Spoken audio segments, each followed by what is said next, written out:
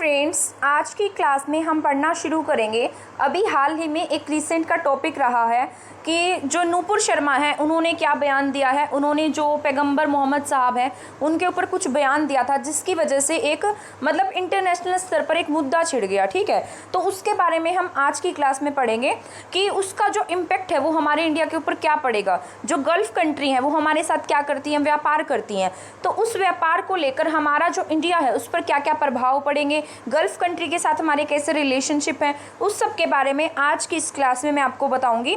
तो अभी हाल ही में जो नूपुर शर्मा है उन्होंने कुछ विवादित बयान दिया था, जिसकी वजह से जो बीजेपी है उन्होंने नूपुर शर्मा को क्या कर दिया, जो उन प्रवक्ता के पद पर थी उन्हें वहाँ से क्या किया, हटा दिया गया।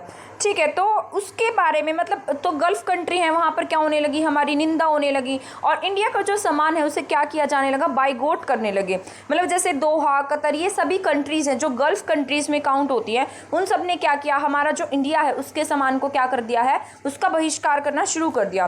तो अब हम पढ़ते हैं कि हम गल्फ़ कंट्री के साथ में कैसे रिलेशनशिप रखते हैं, गल्फ़ कंट्री से क्या क्या मंगवाते हैं।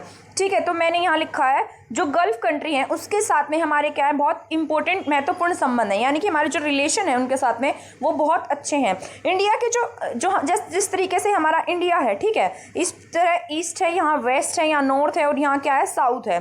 तो हमारा जो इंडिया है, इंडिया के जैसे वेस्टर्न पार्ट में क्या है, गल्फ़ कंट्रीज़ हैं।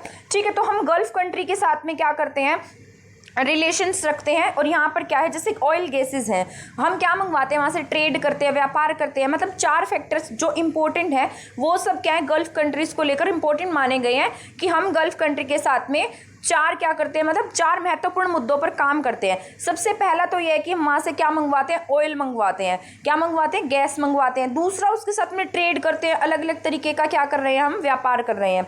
और जो जितने भी हमारे इंडियंस हैं, इंडियंस क्या करते हैं, हमारे गल्फ़ कंट्री में रहते हैं, जॉब करते हैं। और फिर है विदेशी धन या फिर संप्रेषित धन।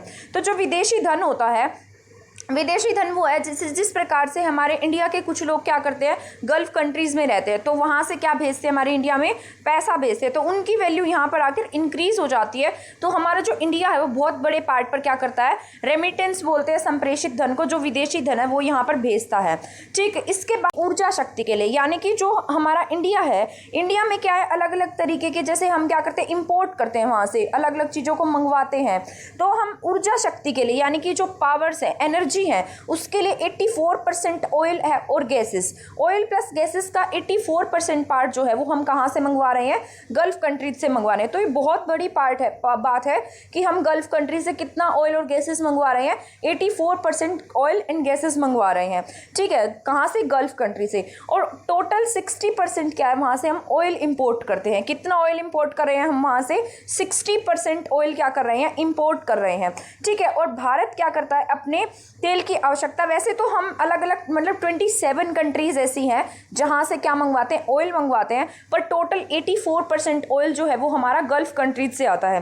ठीक, भारत टोटल कितने बिलियन डॉलर का इंपोर्ट करता है, इंडिया में 77 बिलियन डॉलर का क्या करता है, ऑयल इंपोर्ट करता है। तो बहुत बड़ी बात है ये, 77 बिलियन डॉलर ऑयल इंपोर्ट करेगा। ठीक, गल्फ़ का इंडिया से बहुत अच्छा संबंध है, ये मैं आपको बता देती हूँ कि जो हमारी गल्फ़ कंट्रीज़ है उसके साथ में हमारे इंडिया का बहुत अच्छा रिलेशनशिप है।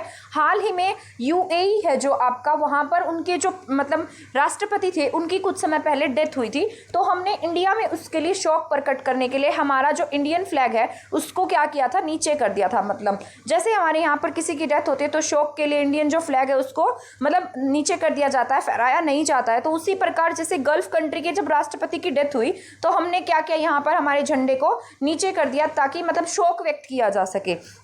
ठीक, तो हम यहाँ से पता लग सकता है कि हमारा जो गल्फ़ कंट्री है उसके साथ में बहुत अच्छा रिलेशनशिप है। इसके बाद जो नेक्स्ट पॉइंट है, भारत और यूएई के साथ इंडिया अपना 3rd नंबर का व्यापार करता है, ये भी बहुत इंपॉर्टेंट है। जैसे इंडिया है, इंडिया अलग अलग कंट्रीज से क्या करता है, सामान मंगवाता है, तो सबसे नंबर 1 पर जो एक्सपोर्ट करता है इंडिया, सबसे ज़्यादा जो ट्रेड करता है वो करता है सबसे नंबर 1 यूएसए के साथ में।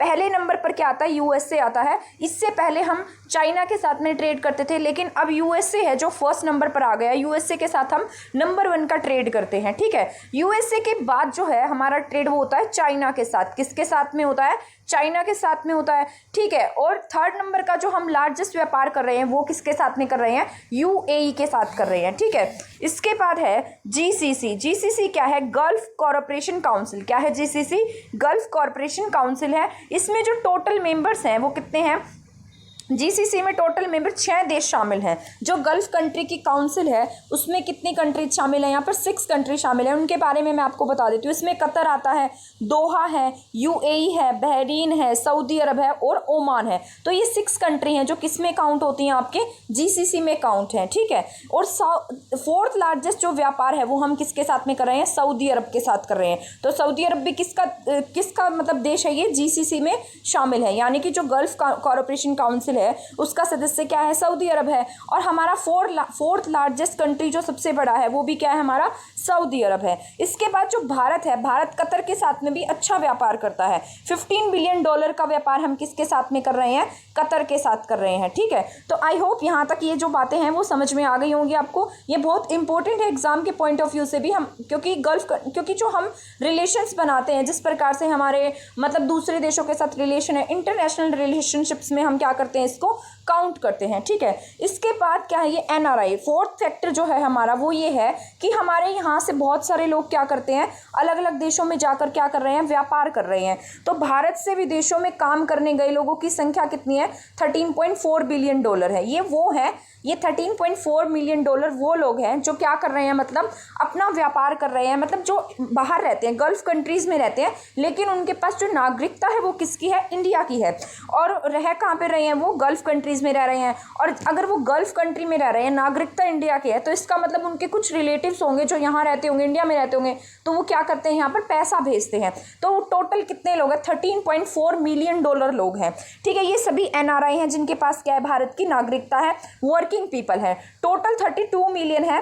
वैसे हमारे कितने लोग हैं यहाँ पर, 32 मिलियन लोग कहाँ रहते हैं, गल्फ कंट्रीज में रहते हैं।